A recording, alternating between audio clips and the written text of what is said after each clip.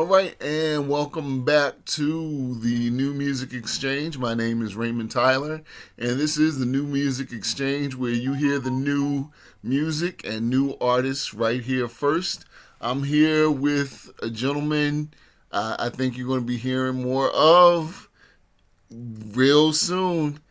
Alex Harris. My man Myron sent me one of his songs, "Falling for You," and it was one of those situations where I didn't even get through the whole song. I was like, okay, yeah, let me hit Myron up and get an interview with this cat. It- So yeah, let's welcome Alex Harris. How you doing, sir? Raymond, I'm doing great. Just working virtually like everybody else and just working to make it happen. And so thankful that you have me on the show today. Well, thank you for taking time out of your busy schedule to be with us. And so we're going to get to your new single and some of your other stuff. But first of all, want to get into your business a little bit just to let the people know your pedigree and your process and everything like that. So tell us, where do you hail from? Well, I hail from a little town called Manchester, Georgia. Uh, and that's where I grew up. And one of eight children, just a small town everywhere, was long distance. Wow. And Okay. for the most part. And we had a couple of grocery stores and literally two traffic lights. So three to be exact. And but I live in Florida now. But it's been a great journey, and it's just one of those soul journeys that you learn a lot from. I started singing when I was 7 years old, and small little town. All that is what I consider the ingredient for what I do as soul music today. Okay. If you're just tuning in, this is the New Music Exchange, and we're talking to Alex Harris. In a little bit, we're going to be hearing his new single, "Falling for You." Now, I read your bio, and everything you said in your first part of your introduction reminded me of another individual, but so I'm going to pry a little bit. I understand you used to sing with your family as well before you went solo. Yes, I used to sing with my brothers. We grew up, our parents, our pastors in Manchester, at a church that my father started before I was born. And Okay. actually he started right when I was born, out before us. And so, anyway, we started singing there. I've been singing ever since I could remember. And I started to sing with a group at 7 years old. My older brothers, I'm in the middle, Okay. started the group, and they had the idea to start the group, and of course I kind of tagged along because I was singing anyway. Right. And my first in the backyard, my first drum set were the buckets from my neighbor's backyard, and so my dad had a revival one year, and he this lady in the church, she knew the guy who was a music director at the high school, and uh, and so she borrowed the drum set from them because I had been getting buckets from their backyard, and the pine tree branches making of my drumsticks, and the pie crust from my mother's pantry are the cabinets, the tin pans where they have the pie crust in. Right. And so after the pie was, we had just we were done with the pie, and so instead of throwing the little tin pan crust uh, the away, I would get them and go out and make 'em my cymbals for the drum set. And so my dad saw, and the lady next door saw that I was so into playing the drums. So when it came time for revival, I was able to play, and that's how we got our start. In With the A Boys, we were known as, and later A7. Okay. All right. Now, you said that your parents were pastors, and we get a lot of PKs who come through here. Ever since I've been doing radio, I know a gang of y'all. So I always ask the same question.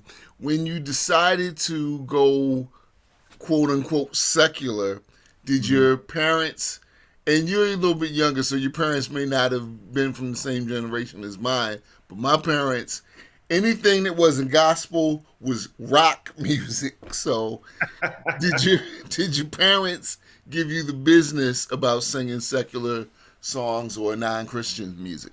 Yeah. So in the context, yeah, in the beginning, but here's the thing that was really cool that our parents, yes, for certain genres, but interesting thing is my parents are not like traditional because they really encourage to do other genres, like if it were, let's just say classical music or Okay. they didn't see that as secular. They don't see that as quote unquote secular, as you said. But after conversations, of course, it may not be something that they were go and buy a ticket to see Smokey Robinson or uh, someone who sing R&B or soul music. Um, but some of the concerts, or if I've done tributes, they've come. Like if I did a Black History and talked about the history of music and integrated it into my show, it has not been, and it wasn't frowned upon when I do it. So it's very unique. I always tell people our story with our family dynamics because both our parents are, both parents are educators as well. So it's always Okay. this kind of uh, this balance, this battle between really reason and then spirituality. That sometime in the past, in the old churches, you would say, kind of like it was all this battle because um, didn't have the exposure, the opportunity to really understand an expanded idea or meaning to music, meaning that if it were not that music is divided into genres, it doesn't define your relationship with God or whether you're Christian or not. There are some people sing gospel who may not be Christian. It may not. They Listen, may not, man, I if don't we know. behind the scenes, I can tell you some I stories. don't know. And vice versa. I don't know. I'm not judging Right, anyone. right, I don't right, know. I'm just saying it can be. And right. so I think with that, it really helps to put things in context. So I think that music is one of the most powerful elements of the universe, and I think music, as regardless of the genre, is embedded in spirituality. The reason why it speaks so to humanity, whether it's rock music, whether it's a gospel or jazz or classical, European classical or American classical, I think that we have such a connection because we are music. That's how life begins, with the heartbeat and its melody, its sound, its rhythm, its all those elements that we consider the main ingredient for what we call music. And so I think, as I aforementioned, it is one of the most powerful elements of the universe because it impacts humanity in such way that is unprecedented. And I think that is something that I embrace that way and not confine myself to one idea of an interpretation which would be conformed to a genre. So I am a soul singer because I'm from the red clay hills of Georgia, and that's what I know, and that's my interpretation. But regard as relates to genre, I think I'm always open to say, let music speaks what it speaks. If it's want to speak to love between two people, let it speak that. If we want to speak something else about a story, the one about humanity, about talking about social injustice, let us speak that. Or Entangled, that talks about the family, let us speak that. And whatever I bring through or speak through my music, I wanted to raise positive vibrations. So I often refer to my interpretation as the soul of the new age because it really focuses on the spirituality of music itself. Wow. If you're just tuning in, this is the New Music Exchange, and I'm so proud to be bringing Alex Harris to you. The new single is Falling for You. And here's what I like to do. I want to get into the single right now on radio. We're Okay. here doing the interview, so the break will be a little bit, and then we'll come back and Okay. talk some more. But Tell me about this single we're about to hear. So the single is really about, I wanted to write something that really speaks to the vulnerability that one expresses when finding love and allowing her himself to fall in love. In this song, it talks about the guy find the girl that falls in love, and it's in a way that he has not experienced love before. So it's saying that, before I thought about being with someone forever, it was kind of like a scary thing to think about until I really found, we hear people talk about when you meet that one, you just know it. And so that's what the song's about, meeting that one and knowing it, that that's the person. And when you meet that person, it's like time stands still and you just want to be in love and make love and all those things all the time. And it forever and a day. I said it's like Groundhog's Day movie. Okay. It just like keeps repeating. And that's what the song is about. And that's what the EP, all the songs, it has meaning about life and about the importance of embracing every part of our existence and our development. So I'm pretty super excited about sharing this song, and it was great making it during COVID Wow. Wow. lockdown, during the lockdown, during COVID Lockdown. lockdown. Yeah. Well, so I'm assuming you had a special young lady inspire this during the lockdown? Oh, of course. And that's all this ain't Wendy Williams, though. That's all I'm going to ask you. What's the name of the EP, though? What's the name of I'm the sorry. EP? What's the name of the EP?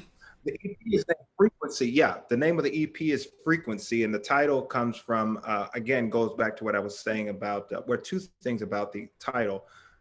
When the lockdown happened, there was so much information about COVID and so much fear that happens with popular media as well as which is includes traditional television and radio as well as social media. So all these frequencies feeding into us, this fear, right? Feeding us this Right. fear. I don't think it was intentional, but it happens that way. So when I thought about one of the most powerful elements of the universe being music, it's like the music is not just powerful you know because of the great songs that we gravitate to. It's the frequencies, it's the vibrations and the Right. reverberating sounds that are all into everything, how we phrase certain words and how we express the overall content. And so when I thought about a title, I wanted to come up with something that was just one word. So one morning I was awakened and I said, that's it, frequency. And then I, text my brother, who's one of the producers, Swag. He's also known for producing Her, and he's a Grammy Award winning producer. And and I said, what do you think about this? He said, dope. He's always a one word type of guy when he texts, Okay. like dope. Cool.